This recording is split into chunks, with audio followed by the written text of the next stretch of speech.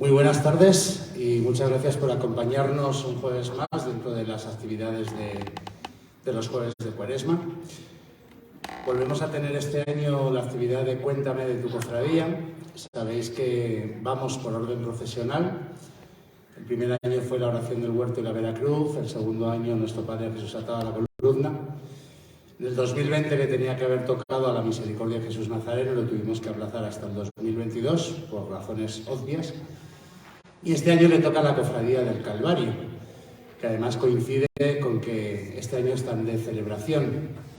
30 años desde su fundación, aquel 1993, instigados un poquito por la Junta de Semana Santa que había entonces, y siendo la única parroquia, la de Santo Tomás, la que no tenía cofradía, pues allí fueron a ver a José Manuel Tavera para ver si podían fundar una cofradía. Seguro que nos lo van a contar todos. Yo me voy a retirar de la mesa y voy a dar paso a las personas de la cofradía que os van a contar cómo funciona la cofradía, en qué consiste, los actos que tienen. Y bueno, pues van a subir a la mesa María Ángeles Rujas, como cofrade fundadora de la cofradía, desde hace 30 años lleva como cofrade, Rubén Gutiérrez, Jairo Herrera y Javier Botrán son los que nos van a hablar de la Cofradía del Calvario, así que cuando queráis.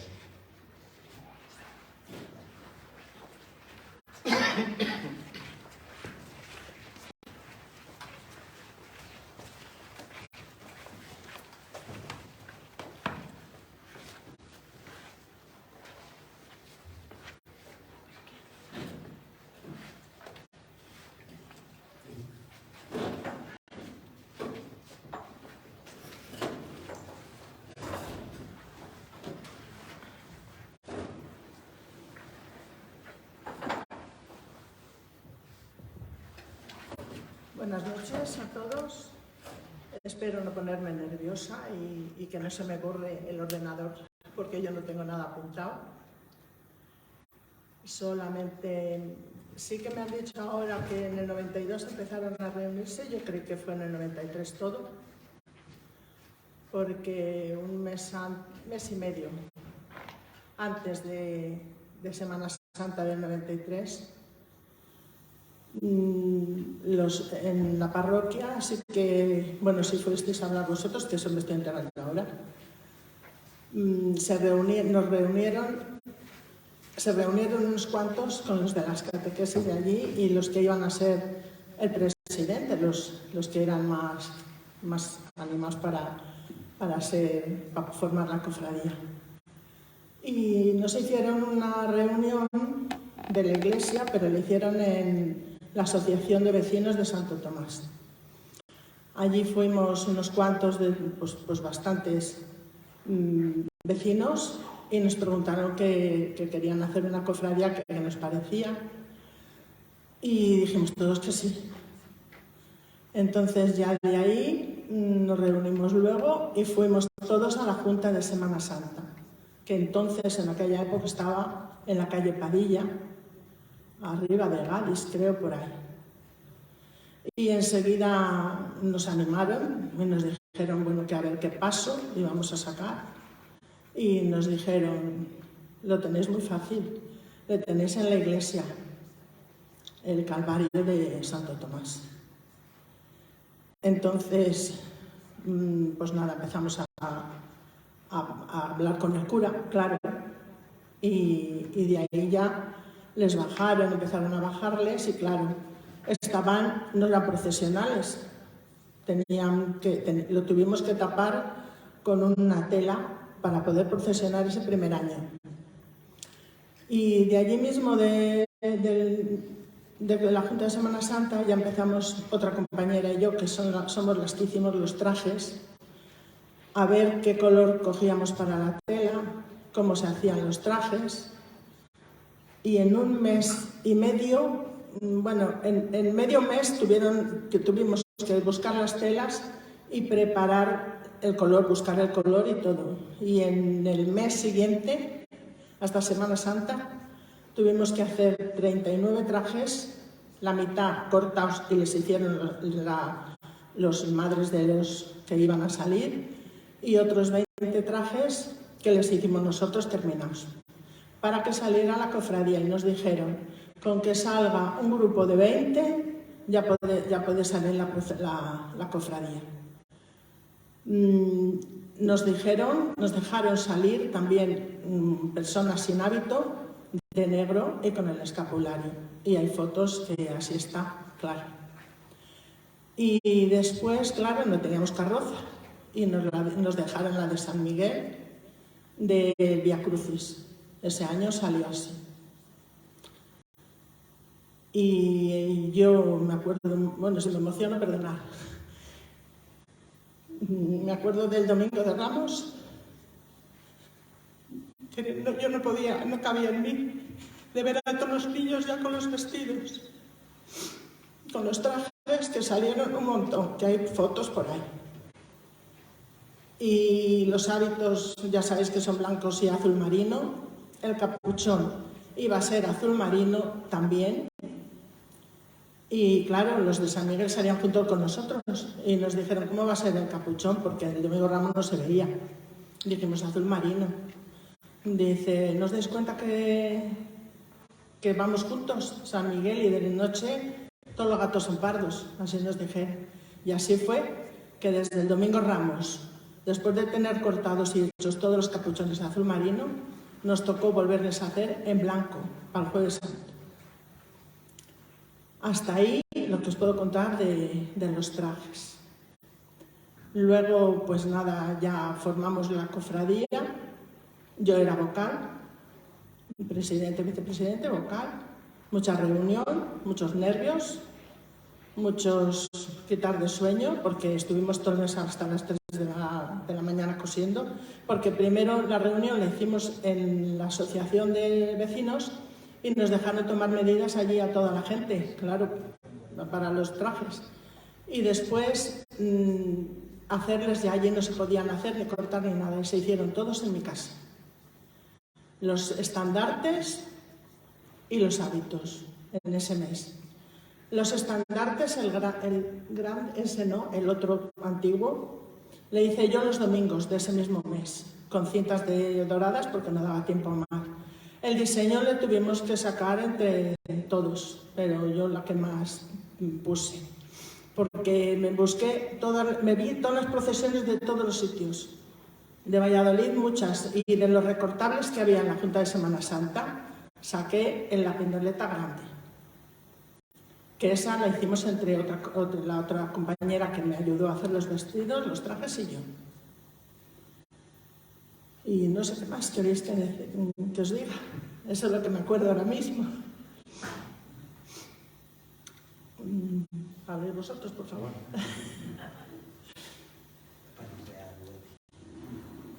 Si me queréis preguntar algo, me preguntáis, ¿vale? Hola, buenas noches a todos y gracias por su asistencia. Yo voy a hablar un poco así de lo que es la parroquia de Santo Tomás, o sea, desde sus orígenes hasta la actualidad.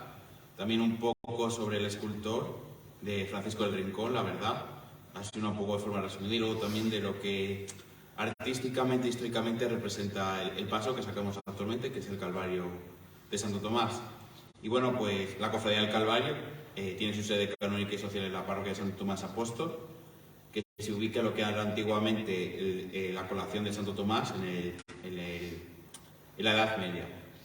La primera aparición documental de la iglesia está en un documento datado en 1277, en el que aparecen varias parroquias de Medina, como por ejemplo pues San Miguel, Santiago, la antigua iglesia de Santiago, Santo Tomás, la colegiata todavía no aparece, y otras parroquias que actualmente ya no se conserva ningún resto.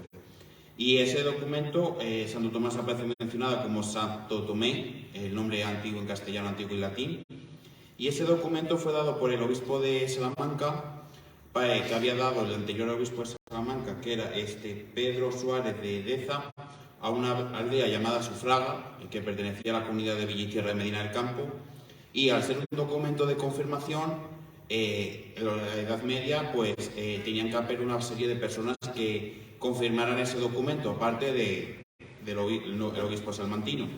Y ahí aparecen una serie de clérigos pertenecientes a las parroquias, y es cuando aparece Santo Tomás. Posteriormente, en 1265, en otro documento, que es una relación de las 19 parroquias que en ese momento existían en Medina del Campo, que se manda a hacer por orden del obispo de Salamanca, que era Domingo Martínez, para conocer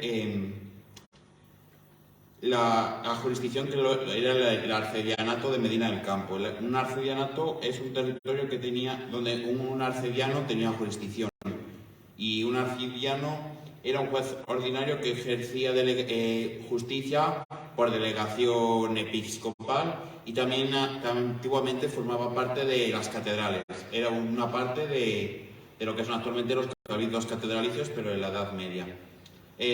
Tengo aquí, por ejemplo, las 19 parroquias, que las voy a mencionar ya como dato curioso, y son Santo Tomás, San Martín, Santa María de la Antigua, San Lorenzo, Santo Domingo, San Salvador, Santa María del Castillo, Santa Cruz, San Pablo, San Juan de la Zogue, San Nicolás, San Pedro, San Esteban, Santiago Apóstol, San Juan de Sardón, San Miguel, San Antolín, San Facundo y San Primitivo y San Andrés. Y bueno, de esta época, lo que era la antigua feligresía y colación de Santo Tomás empieza un poco ya a perder decadencia, por decirlo así, a quedarse despoblada, porque lo que es la antigua villa de Medina se funda en lo que es el entorno del actual barrio de la Mota, en el margen derecho, pero ya se empieza la gente a establecer en el margen izquierdo, lo que sería la Plaza Mayor y todas las calles aldeañas, lo que es actualmente el centro histórico de Medina. Y claro, pues lo que eran las antiguas parroquias como San Esteban, San Miguel, Santo Tomás o San Pedro empiezan a perder población. Entonces, claro, en esa época, como en muchas antiguas iglesias, y como se puede ver, por ejemplo, en el Castillo de la Mota, eran de restos de cal y canto las iglesias. De dicha iglesia se conserva todavía un cachito muro de cal y canto, que si ustedes se hacen una imagen de lo que es la parroquia de Santo Tomás, donde se encuentra el parque, a la altura del arranque de un antiguo arco, ahí se conservan restos del siglo XIII datados. Luego, durante el siglo XIV, o sea, lo que es la Baja Edad Media, siglos XIV y XV, pues Santo Tomás sigue con ese aspecto, hasta que ya llegamos al siglo XVI, al segundo cuarto del siglo XVI, para que me entiendan, entre 1525 y 1530, en el que se derriba parte del edificio original de Santo Tomás y se levantan lo que es el ábside, los contrafuertes, y donde actualmente se ubican la sacristía y la torre. Posteriormente, a finales del siglo XVI, el maestre de campo de la Nueva España, don Francisco de Bracamonte, y su esposa, doña Leonor de Garibay, adquieren el patronato mayor de la parroquia, como para que, por ejemplo, me entiendan, sería aquí en el Simón Ruiz, Simón Ruiz y sus dos mujeres, son los que pagan todas las obras que se realizan en la parroquia, y ellos mandan que se termine de construir la iglesia, que se cubra lo que es la nave actual donde se ubica el retablo mayor hasta el arco de piedra, se tape, o sea, se haga el techo con una bóveda de estilo herreriano, con lunettes, con forma poligonal, porque la iglesia tiene una planta a lo mejor de cruz latina o cruz griega, como pueden tener, por ejemplo, San Miguel o Santiago, sino que, por ejemplo, tiene una nave basilical, que es un ábside y dos naves, la nave central y dos naves. Y también mandan cerrar las dos naves laterales, las dos naves con bóveda de cañón con lunetos, y ordenan también en esa época, contratan lo que es el actual retablo mayor de Santo Tomás, que ahora se los explicaré, con Francisco del Rincón y los pintores y los entabladores, para que me entiendan que eran como los arquitectos que hacían los retablos. En aquella época se llamaban entabladores. Y bueno, también mencionar que de la antigua iglesia actualmente no se ven, no están a la vista del público. Se conservan también restos de muro de cal y canto, pertenecientes al tercer recinto amurallado de la Villa de las Ferias, que pasaba por lo que sería, vendría desde Santiago por la calle, lo que es el actual barrio de Santiago, por la calle Mondragón, la calle Obispo Barrientos, barrio de las Cañas, la calle Buenaventura Beltrán, calle Alegría más o menos, entre donde están esos pisos, y a la altura más o menos de la parroquia se ubicaría la Puerta de Valladolid, que se conservan fotos antiguas, y fue la última puerta monumental que se derribó de la muralla de Medina allá por 1899. Y de esa época se conservan, adosados también a la iglesia, pero que ya les digo, no se pueden ver, restos de muro de cal y canto, como para que se hagan una idea, como lo que se conserva en el Castillo de la Mota o en la Plaza del Apóstol Santiago, donde han derribado una casa, que se conservan en restos de la antigua parroquia, y arriba hay como un cachito de muro. Eso también es el tercer recinto amurallado, para que se hagan una idea. Y bueno, ya a mediados del siglo XVI, el rey Felipe II ordena al dibujante flamenco Anton van der Weyde que realice una serie de vistas de diferentes ciudades y villas de España, porque él quería conocer cómo eran las ciudades del reino, tanto de Castilla como de Aragón. En Medina está 2 veces, en 1560 y 1575. Realiza las 2 vistas de lo que es actualmente, donde llaman, no sé si... Yo lo he conocido allí en el barrio así, como el Castillo Hundido, donde están los repetidores de televisión, la carretera La Seca, el cerro ese, porque ahí antes había una ermita que estaba dedicada a San Sebastián, que son los muros que actualmente se conservan de ladrillo. Y nada, allí se puede ver que la iglesia presenta presenta el aspecto que ya les comentaba de la nave, los dos cuerpos y los contrafuertes, y parte del ladrillo, vamos, de la parte original de cal y canto de Santo Tomás. Luego ya en 1600, por la inscripción que recorre la epístola, que la tengo aquí, se la voy a leer para que la tenga, y dice así, como en todas las iglesias: a gloria de Dios nuestro Señor y de su bendita Madre y del bienaventurado apóstol Santo Tomé, dotaron esta capilla los señores Francisco de Bracamonte, maestre de campo de la Nueva España, y doña Leonor de Garibay, su mujer, vecinos de esta bendita parroquia, ellos y sus herederos. Acabóse el año 1600, que es cuando les digo que se termina de cerrar lo que es la iglesia. A medida que, bueno, durante el siglo XVII y XVIII, en el siglo XVII se realizan una serie de reformas para terminar de cerrar la iglesia, que es cuando se hace la actual portada en el lado final de la epístola, y al coincidir con la decadencia económica de la villa, porque las ferias ya habían perdido toda su importancia, la iglesia no se construye en su proyecto original, porque, para que me entiendan, los planos que había, o que se tenía la idea de Francisco y Leonor, era de hacerlo tipo como la Colegiata o San Miguel, así de grande más o menos. Entonces, claro, donde les comentaba antes que estaba el pequeño muro de cal y canto, si lo observan, cuando se acerquen por allí, hay un resto de un arranque de un arco, porque en la iglesia hay otros 2 arcos de medio punto iguales, y tenía que haber llegado hasta lo que es actualmente la calzada de la calle Valladolid. En el siglo XVII y XVIII, también la parte norte de la villa, lo que era el margen derecho del río Zapardiel, se sigue despoblando, sigue viviendo gente, pero ya les digo, gana más a favor el margen izquierdo, toda esta zona, el centro, el arrabal de Salamanca, que es esta zona donde se ubica este hospital.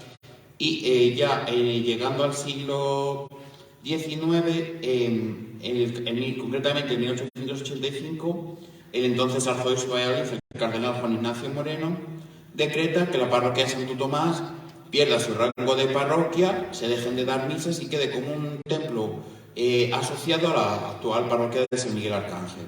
Coincidiendo con esa época, se llevan la cruz parroquial antigua de la iglesia y una serie de aderezo del altar compuesto por unas oliveras, una naveta y un cáliz. Luego, si quieren, tengo ahí fotos, cuando acabe la conferencia, se les puedo enseñar lo que era la antigua cruz, que básicamente era el platero fue porque lo he apuntado todo por si acaso, Francisco García Paniagua, y fue tallado por Mateo de Bracicorto a mediados del siglo XVII. y consta de un varal de plata con una cruz también de plata que presenta decoración vegetal, y en el alverso presenta un relieve de la Inmaculada Concepción, y en el reverso la imagen del apóstol Santo Tomás, como actualmente se conserva en el retablo mayor, como lo realizó Francisco del Rincón.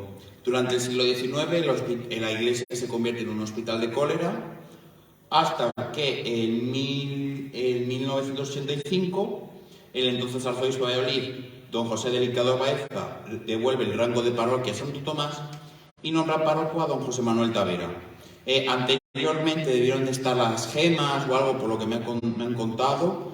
De esa estancia de las gemas se conserva la imagen de Santa Gema, allí en la parroquia, que es una imagen moderna de principios del siglo XX, y don José Manuel Taveras es lo que hace, pues, lo que era el antiguo atrio de la iglesia, donde se ubica actualmente la pista de baloncesto, fue el que la donó, hizo que la iglesia, porque actualmente si don José Manuel no hubiera presionado o se hubiera implicado, actualmente podríamos estar hablando en pasado, porque la iglesia de Santo Tomás actualmente no existiría y serían ruinas, como por ejemplo ha sido hasta hace poco este hospital o puede ser el monasterio de San Saturnino, por poner un ejemplo. Y ya pues también en el año 93, como ha explicado mi compañera, se funda la cofradía, van a hablar con don José Manuel y se decide que la imagen sea el Calvario, que actualmente procesiona por las calles de Medina durante la Semana de Pasión. En el 2021 don José Manuel se jubila y el entonces arzobispo de Valladolid, don Ricardo Blázquez, nombra como nuevo párroco de Santo Tomás a don José María Ortega Carazo, que es actualmente el párroco y a la vez es el mismo que el de la parroquia de San Miguel Arcángel. Luego, así un breve resumen porque no me quiero extender mucho. El retablo mayor, como les comentaba antes, fue contratado por Leonor de Garibay con el ensamblador Diego de Barasoso, el escultor Francisco del Rincón y los pintores Pedro de Herreras, tanto el padre como hijo, y Lázaro Andrés. Lo que es la parte arquitectónica y escultórica se realiza entre 1593 y 1597, y la policromía del retablo se hace entre 1603 y 1607.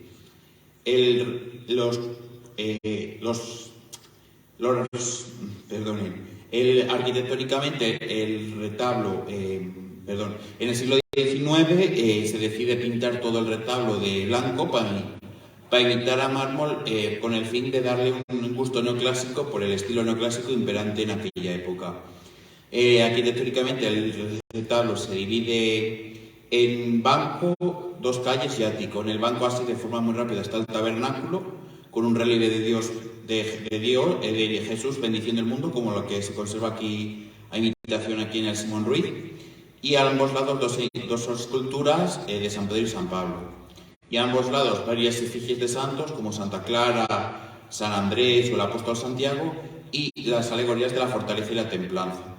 En el primer cuerpo se encuentra presidido por la imagen de relieve del apóstol Santo Tomás, que aparece con la lanza y el libro, y la lanza es su símbolo de atributo cuando fue martirizado en la India.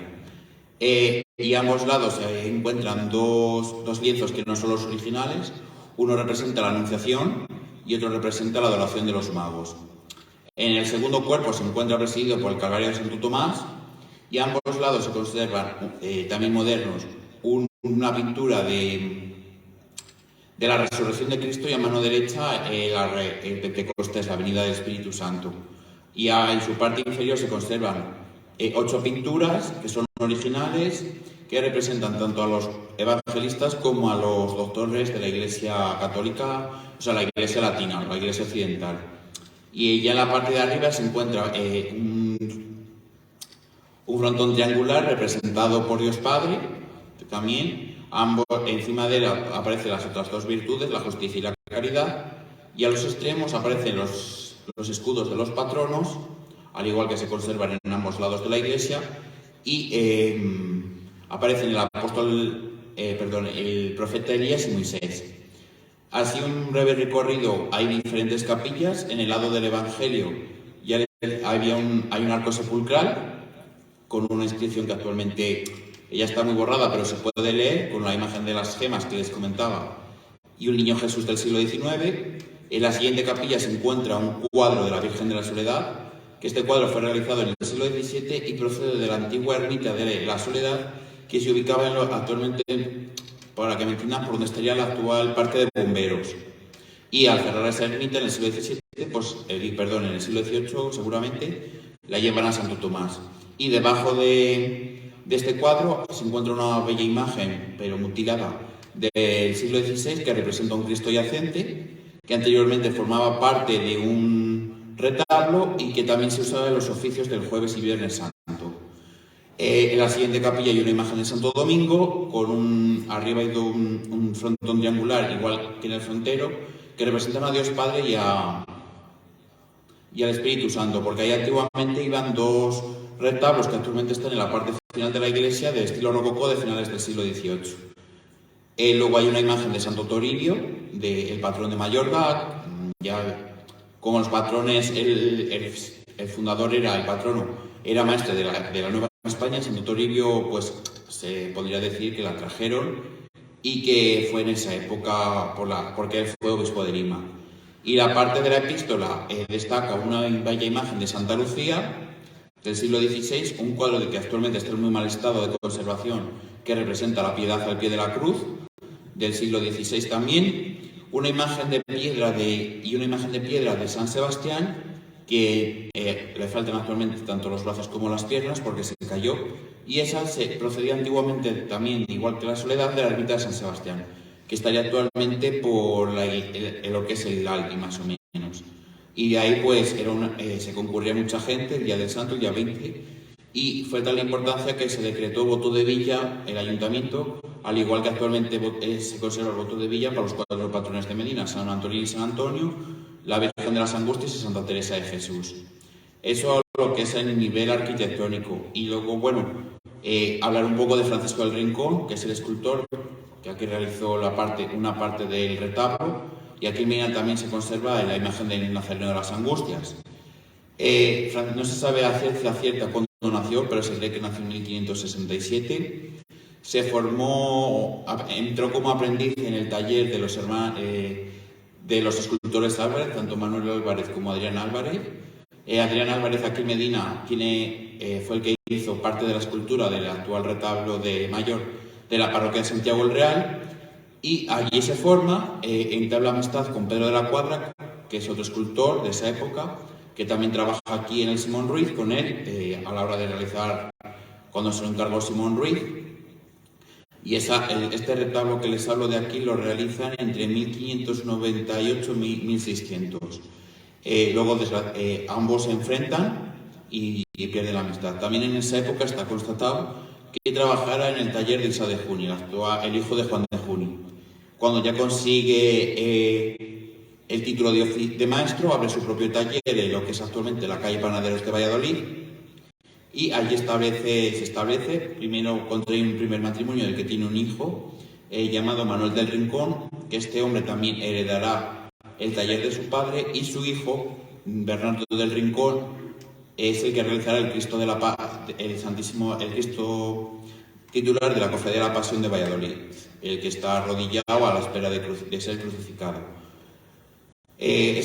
Su primer matrimonio fallece en 1597, y antes de que fallezca su primera mujer también realiza el retablo de Santo Tomás, que les comentaba antes, que sale contacta con él Leonor de Garibay y Francisco de Bracamonte, para que él venga aquí a Medina y realice el retablo. Él viene con su taller y seguramente entre esos jóvenes que vienen con él de aprendices estuviera Gregorio Fernández, ya instalado en Valladolid, tras haber estado un breve espacio de tiempo en Madrid.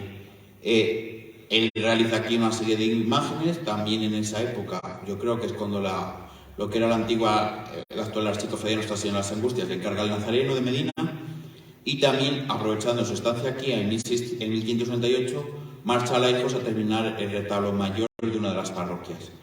En 1600 se tiene constatado que está establecido en Valladolid, y 2 años antes contrae matrimonio con una mujer que era hija de uno de los entabladores más famosos de Valladolid de esa época. Y de esa época realiza el retablo mayor de la Iglesia de las Angustias, la portada de la Iglesia también de las Angustias de Valladolid, y numerosas obras. Y ya en 1608 fallece en Valladolid muy joven, con 40 años, y la verdad es que los historiadores del arte creen que en caso de no haber muerto tan joven se hubiera hecho más famoso como fue Gregorio Fernández, porque Gregorio Fernández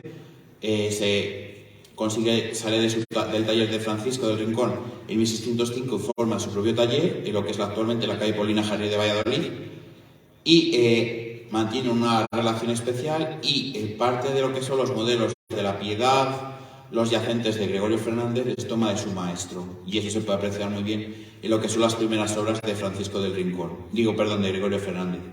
Y luego ya lo que es el Calvario de Santo Tomás, como bien ha explicado María Ángeles, son imágenes que no estaban pensadas por procesionar, y entonces son imágenes de relieve. Entonces, claro, cuando las bajan, las cubren con tela, y en el año 1996 las restauran y las hacen las actuales espaldas con las que salen tanto la Virgen como el Cristo. Y también en esa época, cuando se restauran, se consigue recuperar la policromía original del Cristo. Tanto la de la Virgen como la del Apóstol San Juan no son las originales del siglo XVI. El Cristo está bajo la vocación del Santísimo Cristo del Calvario, Santísimo Cristo crucificado. Si se compara con otras obras de Francisco del Rincón crucificados, como el Crucificado de las Angustias de Valladolid, presenta todos los rasgos típicos, o mismamente luego cuando salgan, si se fijan en el Calvario que hay aquí en el hospital, el de Santo Tomás es a escala pequeña de lo que es el que hay aquí, que es a escala grande. Porque cuando realiza el hospital, el retablo de aquí de la iglesia, el Calvario pertenece a él. Entonces, presenta un estudio anatómico no muy formado, muy estudiado, y el Cristo ya está en actitud muerto, porque aparece ya con la lanzada y con los ojos cerrados, y está coronado con la corona de espinas, y el paño de pureza aparece desanudado, como en otros Cristos de Francisco del Rincón. En lo que representa a la Virgen y al Apóstol San Juan, lo que es actualmente la Virgen de la Amargura, se lleva su mano izquierda al pecho en referencia a el pasaje bíblico de cuando se produce la presentación del niño en el templo, cuando el anciano Simeón le dice que un puñal le atravesará el corazón, y es la profecía de la pasión de Cristo. Y con la otra, en su cara no mira a Cristo, la lleva hacia abajo en actitud de doliente. Y en cuanto a lo que es el apóstol, mira hacia su maestro, porque el apóstol San Juan era el único de los 12 que estuvo al pie de la cruz, y todo lo que es desde que sale desde que es apresado, porque luego los otros 10 apóstoles salen corriendo por temor a que sean detenidos, como por ejemplo la negación de San Pedro, que es muy conocida, y se lleva la mano al pecho también en actitud de dolor, y mira con una cara muy desgarrada a su maestro. Y bueno, así es un poco a simple vista, y espero que no he intentado resumir, y es la historia tanto de la parroquia de Santo Tomás como del paso del Calvario, y también decir que representa el pasaje típico del Calvario. También se me olvidó mencionar, el Cristo mira mucho, se aparece con la cabeza caída hacia la derecha, como queriendo representar cuando le dice la segunda palabra al buen ladrón, cuando le dice le asegura que hoy estará conmigo en el paraíso. Y también se podría afirmar con otra de las 7 palabras que dijo Cristo, cuando le dice a su madre, al apóstol San Juan: hijo, ahí tienes a tu madre, y a la Virgen: madre, ahí tienes a tu hijo. Más o menos es lo que se podría representar esos 3 momentos evangélicos. Y nada, pues espero que les haya gustado y que hayan aprendido un poquito de la historia de Medina, en especial de la parroquia de Santo Tomás, que no es muy conocida, desgraciadamente, porque en otros se centran en la colegiata San Miguel o Santiago, pero bueno, yo les he traído aquí una breve descripción, lo he intentado hacer lo más resumido posible, y tanto un poquito la vida de Francisco del Rincón, su relación con Gregorio Fernández, y un poco ese análisis artístico muy rápido del Calvario de Santo Tomás. Así que le paso la palabra a mi compañero Jairo.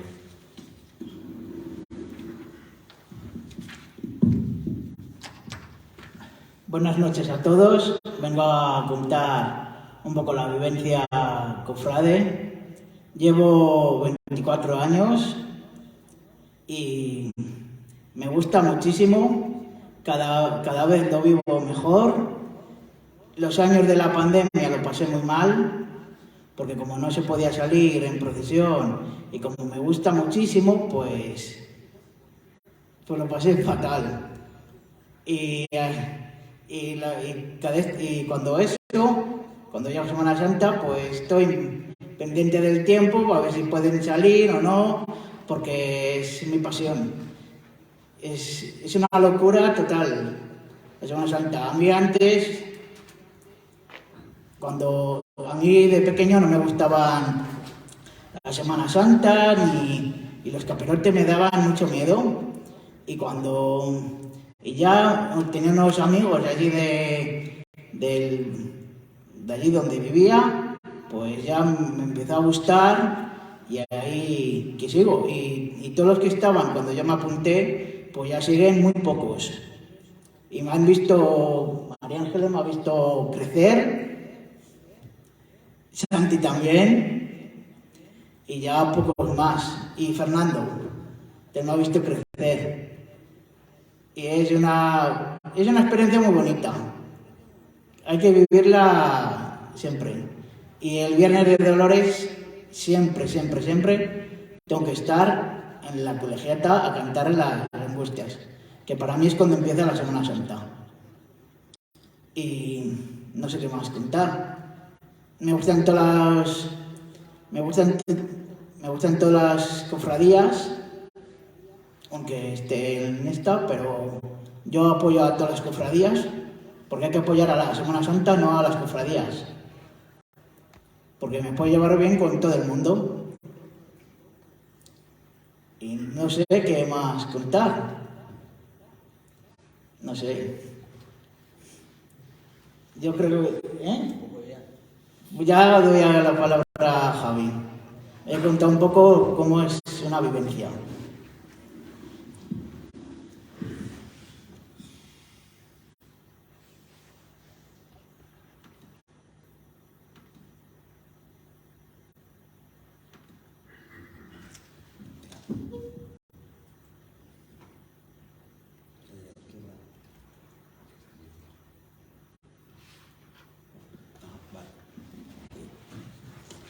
Bueno, pues buenas tardes a todos. Me llamo Javi. Yo soy miembro de la banda de cornetas y tambores de la cofradía desde el año 2005 y fui su director desde el 2019 al 2022. Hoy no vengo a aburriros aquí con un montón de fechas y datos que nos habréis oído un montón de veces, porque al final es lo mismo y cuando salgáis de aquí nos vais a acordar. Hoy vengo a contaros mi historia. La historia comienza conmigo y con mi padre saliendo una madrugada de Jueves Santo a eso de la 1 de la noche y por cabezonería mía para ver la procesión que veía desde la ventana de mi casa.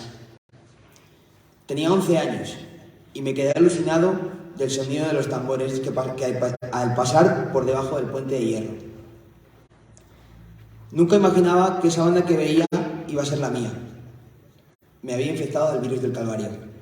Pues bien, unos años después de aquello, y tras haber procesionado antes en Zamora, decidí incorporarme a la banda del Calvario y a su cofradía. Yo, ilusionado, porque por fin podía tocar. Estaba mi hermano, estaban mis amigos, y me iban a enseñar a tocar el tambor.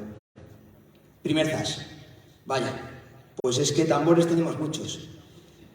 Mi cara en poema. Si quieres corneta, empiezo a pensar en la familia de alguno. Y de repente surge la posibilidad del bombo. Hoy en día me hace gracia que con el paso de los años he tenido que decir lo mismo a los chavales que han ido entrando a tocar en la banda. Todos querían tocar el tambor y al final acababan tocando la corneta, el trombón y el bombardino, o la trompeta. Por fin había entrado a tocar. ¡Qué bien! Segundo zas. Hazte camisa, hábito, cómprate el bombo, cómprate la cazadora. Afortunadamente la banda y la cofradía en eso siempre están para ayudar. Si se te puede financiar, lo hacen mientras tú respondas. Después de todos estos percances, pasé unos años maravillosos. Se fueron unos, llegaron otros. Amigos nuevos y personas que te marcarán para toda una vida. Comenzamos a procesionar fuera de Medina, Valdestilla, Torrecillas, Pozaldez o Matapozuelos fueron las primeras, y eso nos encantaba. Encima, hacíamos certámenes, tanto propios, llevamos 4, como participando invitados en muchos otros, como Segovia, Plasencia o Valladolid.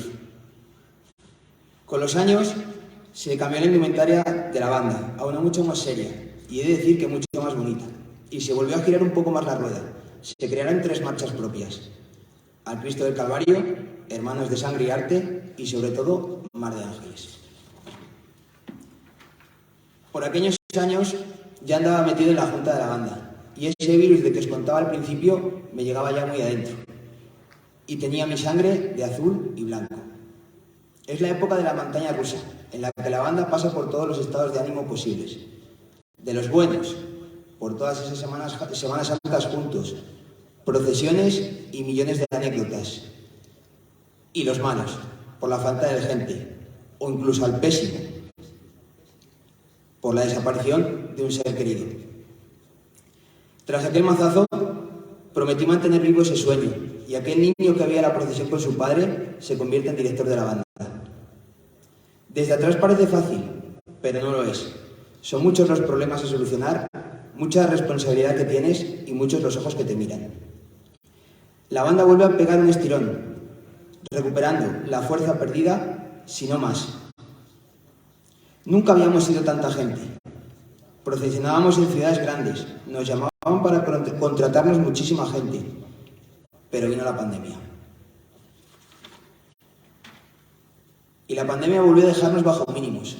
Mucha de la gente que estaba y dedicaba mucho tiempo a esto encontró y descubrió otra forma de vivir. Ya no era importante la banda, tenía otros hobbies. El año pasado decidí dar un paso al lado y apartarme de la dirección de la banda, para que otro niño pueda haber cumplido ese sueño del que yo llevo disfrutando ya 18 años. Para terminar, me gustaría rendir un pequeño homenaje a 2 amigos y compañeros que siempre estarán con nosotros, porque como decimos siempre en nuestra historia, somos X número, hemos pasado de 9 del principio a 42 la vez que más éramos, ahora mismo somos 19, más 2 en el cielo. David, Juan Carlos, espero que esto os haya gustado. Muchas gracias a todos.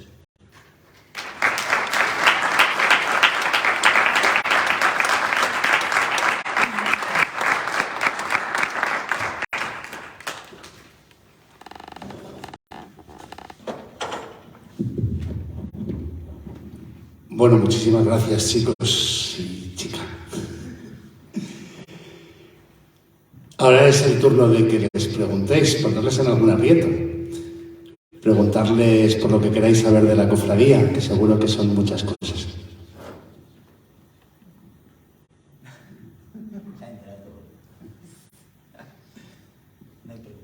No hay preguntas. Yo tampoco os voy a poner nerviosos, yo tampoco os voy a hacer ninguna pregunta. Pero sí que os voy a dar la enhorabuena. Os voy a felicitar por estos 30 años, porque habéis sido una cofradía muy luchadora, con muchos altos y muchos bajos, y creo que eso se nota. Sois una cofradía de barrio, estáis muy implicados con el barrio. Mucha gente del barrio de Santo Tomás pertenece a la cofradía, y yo os tengo que seguir animando. Seguir animando de 3 formas. A Javi, que no dejes la banda nunca.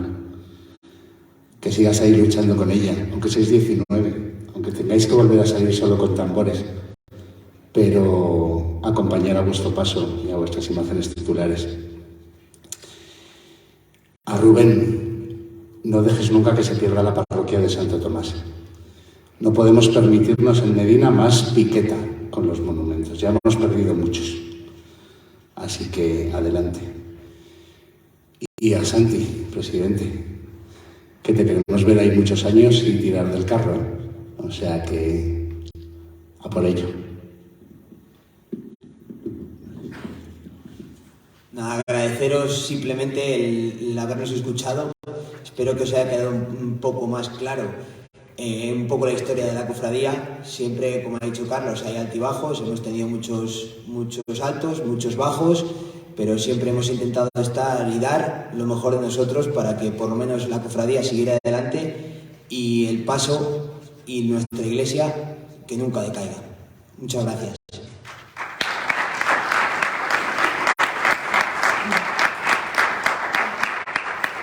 Santi, quiero que tengáis un recuerdo de vuestro paso por los jueves de Cuaresma y por esta actividad de Cuéntame de tu cofradía.